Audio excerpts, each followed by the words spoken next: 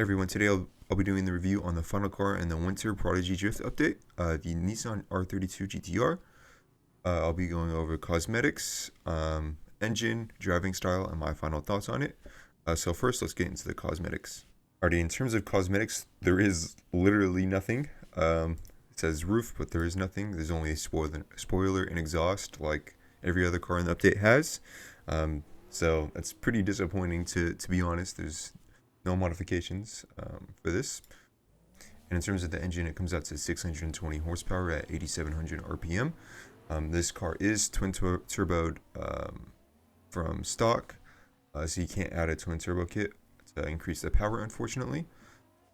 And with the weight reduction, which is now fixed, the car comes out to 2,100 pounds, which is actually really nice.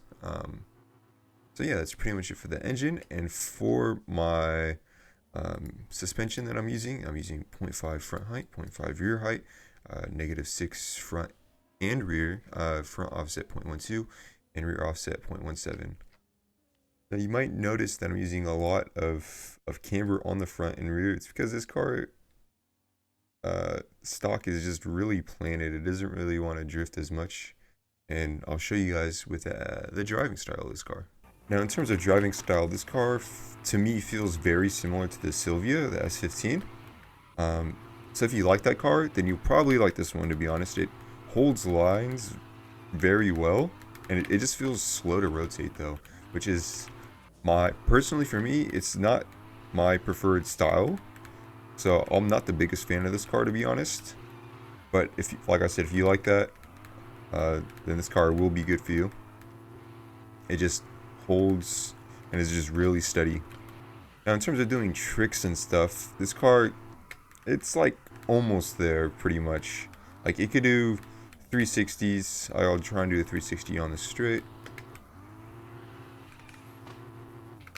Like it does 360s just fine. There's no issues with that. But in terms of, doing reverse entries, not the biggest fan. And reverse drifting, you can't do that at all.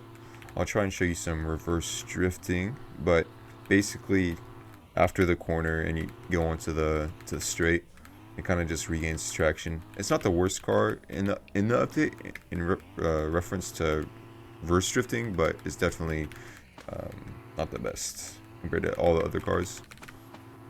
So like I said, once you get to the corner, it's okay, but as soon as you get onto the straight, you kind of just like regain grip, so you kind of have to flip around. So you can kind of do some like reverse, but in terms of like trying to do like a whole lap, this car isn't really the car for that. I'll try and show you guys some longer term reverse drifting. Even on like the longer corner, it's not the biggest fan. And you could like kind of do it. You're not going to get any drift points, and it just kind of slows down. Now, in terms of the driving style, like I mentioned, it's very similar to the Silvia. You kind of just, use handbrake, go to the corner, it'll hold the line just fine, nothing special. It's pretty easy. I say out of all the cars in the update, this car is probably the easiest to use, which I'd say this car is the best for beginners as well. Now, if you prefer like the most steady car ever, I'd say just use the car stock. Pretty much no camber at all, because it won't like to drift very much, and you kind of have to force it through the corners. But I'm trying to force this car into my driving style by using more camber, and this car does feel nice. Like when you are drifting, you are hitting those perfect lines, it does feel good. It's just not as satisfying as some other cars, like the RX-7 FC, for example. That car is so satisfying when you get it right. But this one, even if you're doing like the same lines and it looks the same, it just feels a little different. It's not as good in terms of feeling.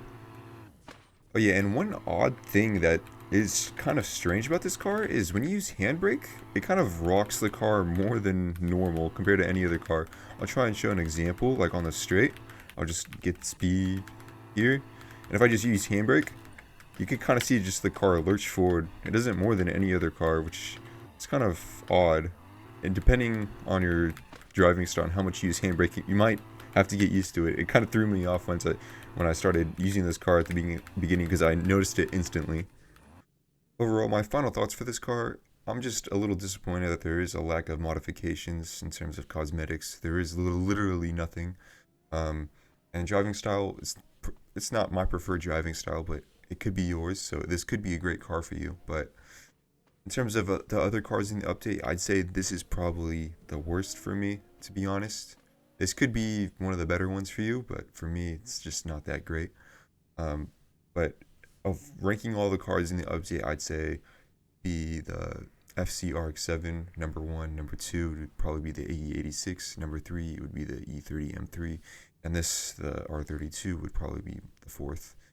Um, but yeah, that's pretty much it for my thoughts on this car. And I'll just leave you guys with some footage of me drifting with it.